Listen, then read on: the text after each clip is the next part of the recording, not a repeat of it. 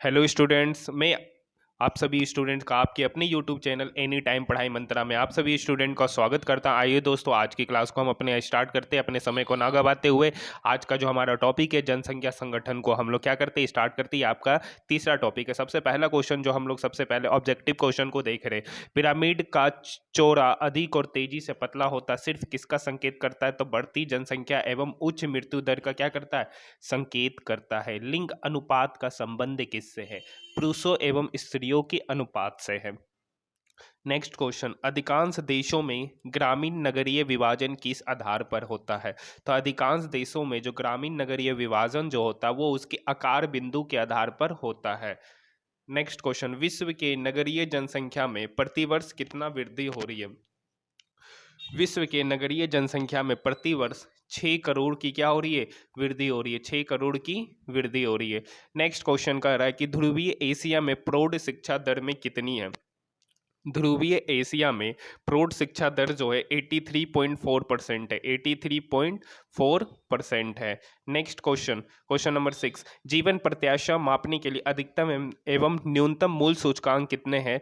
तो जो अधिकतम न्यूनतम जो है 25 है और अधिकतम 50 है। न्यूनतम 25 है और अधिकतम क्या है? 50 है। क्वेश्चन नंबर 7, विश्व जनसंख्या का औसत लिंग अनुपात प्रति हजार पुरुषों पर स्त्रियों की संख्या कितनी है? तो 990 है। 1000 पुरुष पर जो स्त्रियों की जो संख्या है वो 990 है। पूरे वर्ल्ड में सबसे निम्न लिंगानुपात किस देश का है? तो सबसे कम जो लिंगानुपात है वो संयुक्त अरब अमीरात का है।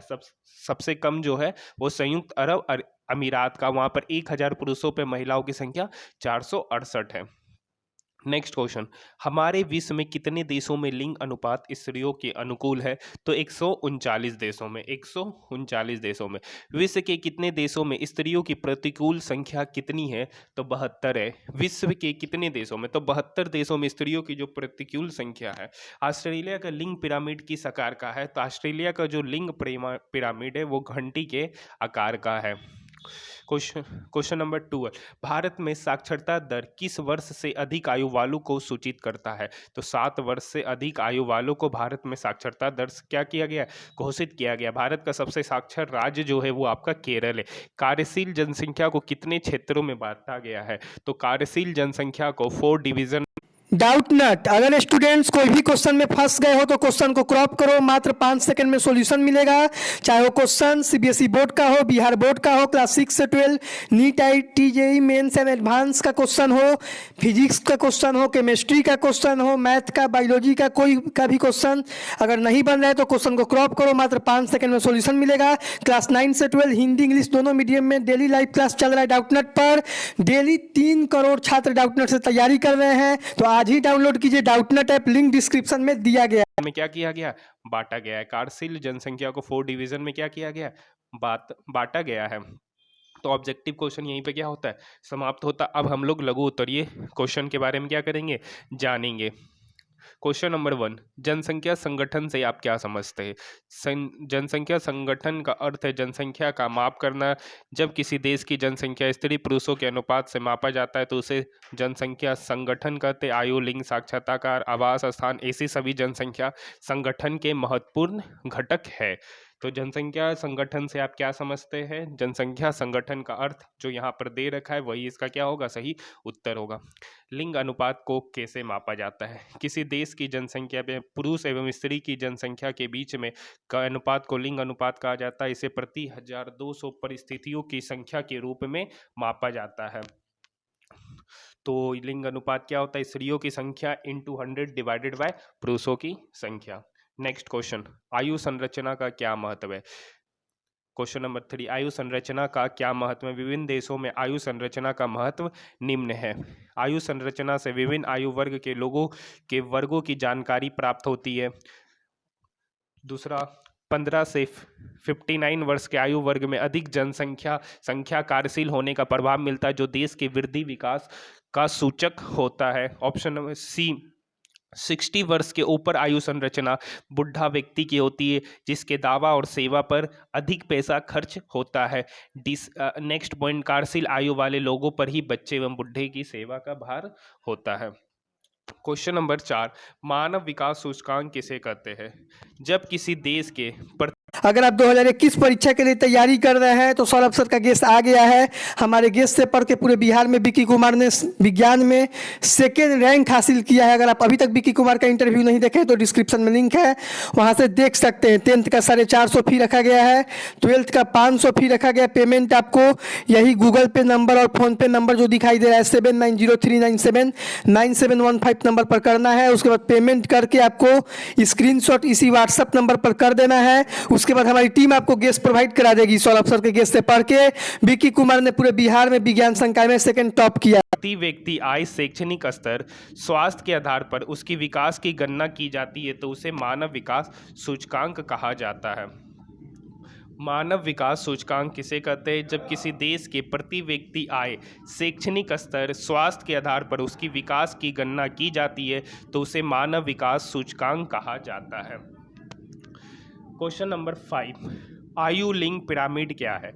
आयु लिंग पिरामिड क्या है? आयु लिंग पिरामिड का अर्थ है देश में विभिन्न आयु वर्गों में स्त्रियों एवं पुरुषों की संख्या के आकार को दर्शाना है। जब किसी देश में विभिन्न आयु वर्ग की स्त्रियों एवं पुरुषों की संख्या को पिरामिड के रूप में दर्शाया जाता है तो उसे ही आयु लिंग पिरामिड कहा जाता है, क्योंकि इसमें स्त्री एवं पुरुषों को दाएं बाएं अलग अलग रूपों में क्या किया जाता है?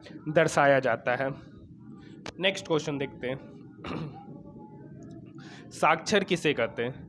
जब कोई व्यक्ति साधारण रूप में पढ़ना लिखना जान जाते हैं तो उसे साक्षर करते हैं। भारत में साक्षरता दर 7 वर्ष से अधिक आयु वाले को प्रदर्शित करता है।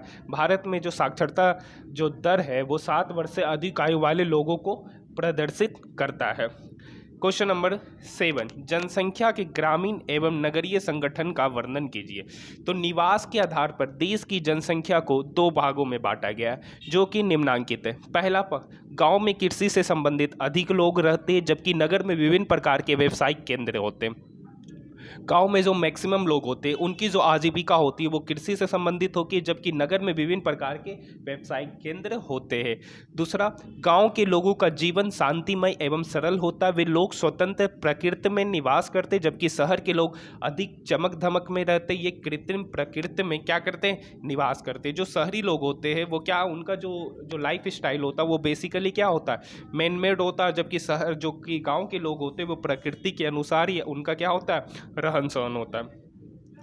नेक्स्ट पॉइंट, गांव में जनसंख्या कम होती है जबकि नगरों की जनसंख्या क्या होती है? अधिक होती है। यहाँ पे आपका लघु उत्तरीय प्रश्न भी क्या हो गया? समाप्त हो गया। आइए दीर्घ उत्तरीय प्रश्न देखते हैं। क्वेश्चन नंबर 1, संसार के विभिन्न देशों के बीच साक्षरता दर में बड़ी असमानता क्यों है? संसार के विभिन्न देशों के बीच समानता के कारण निम्न है। पहला, आर्थिक विकास दर। जिस देश की आर्थिक विकास दर अधिक होती है वहाँ साक्षर स्तर ऊंचा होता है। जहाँ आर्थिक विकास दर निम्न स्तर की होती है वहाँ पर साक्षरता बहुत कम पाई जाती है। बी, नगरीयकरण। जिस प्रदेशों में जनसंख्या का अधिकांश भाग नगरों में निवास करता है तो वहाँ साक्षरता दर ऊंची होती है जबकि ग्रामीण साक्षरता दर निम्न स्तर की होती है। सी, महिलाओं की सामाजिक स्थिति। जिस देश की महिला अर्थव्यवस्था क्षेत्र में लगी रहती है तो वहाँ शिक्षा क्षेत्र में अधिक पैसा खर्च करती है या औद्योगिक क्षेत्रों में निवास करने वाली स्त्रियों का शिक्षा दर क्या होता है? उच्च होता है, जिससे वो अपने परिवार को भी शिक्षित बना पाती। यही कारण है कि विभिन्न देशों के बीच साक्षरता दर में असमानता पाई जाती है। नेक्स्ट, दूसरा क्वेश्चन कह रहा है कि विश्व के विभिन्न भागों में आयु लिंग में असंतुलन के लिए उत्तरदायी कारकों तथा व्यावसायिक संरचना की विवेचना कीजिए। तो आयु लिंग असंतुलन के कारण निम्न है। पहला, जन्म दर और मृत्यु दर। विकासशील देशों में जन्म दर अधिक होने के कारण लिंग अनुपात में असंतुलन उत्पन्न हो जाता और अधिक मृत्यु होने के कारण भी लिंग अनुपात में क्या हो जाता? असंतुलन हो जाता। दूसरा, आश्रित जनसंख्या। जिस देश में बच्चों एवं वृद्धों की संख्या अधिक होती है वहाँ भी लिंग असंतुलन की स्थिति उत्पन्न हो जाती है। तीसरा, प्रवास। जिस क्षेत्र में लोग किसी कारणवश एक स्थान को छोड़कर दूसरे स्थान पर जाकर बस जाते या दूसरे स्थान से लोग आकर इस स्थान पर बस जाते तो दोनों स्थितियों में असंतुलन की स्थिति क्या हो जाती है? उत्पन्न हो जाती है। नेक्स्ट, ग्रामीण एवं नगरीय जीवन। तो गांव से लोग रोजगार प्राप्त करने के लिए नगरों में जाकर बस जाते, तो नगरीय जनसंख्या क्या हो जाती है, असंतुलित हो जाती है। कहने का मतलब है कि जो आयु लिंग जो असंतुलित हुआ है, उसका ये पहला जो मेन कारण है वो जन्म दर और मृत्यु दर। हो सकता है कि लड़कों की जन्म दर में लड़कों की क्या कहती है संख्या ज़्यादा हो और महिलाओं की संख्या कम हो, या मृत्यु दर में क्या हो जाए, किसी एक लिंग की क्या हो जाए, मृत्यु ज़्यादा हो जाए, तो वहाँ पर क्या हो जाता है, आयु लिंग में असंतुलन की स्थिति पैदा हो जाती है। आश्रित जनसंख्या मतलब बच्चे एवं वृद्धों की संख्या अधिक हो जाती है, तो वहाँ भी लिंग असंतुलन की स्थिति उत्पन्न हो जाती है। प्रवास भी समझ सकते हैं कि जब कोई व्यक्ति एक स्थान से दूसरे स्थान चला जाता है अपने चाहे किसी व्यवसाय को लेकर या किसी और चीज़ को लेकर, तो वहाँ भी लिंग असंतुलन की स्थिति क्या हो जाती है, आयु लिंग असंतुलन की स्थिति उत्पन्न हो जाती है। ग्रामीण एवं नगरीय जीवन में भी क्या होता है, इस तरीके की स्थिति उत्पन्न हो जाती है। और एक और दीर्घ उत्तरीय प्रश्न था कि संसार के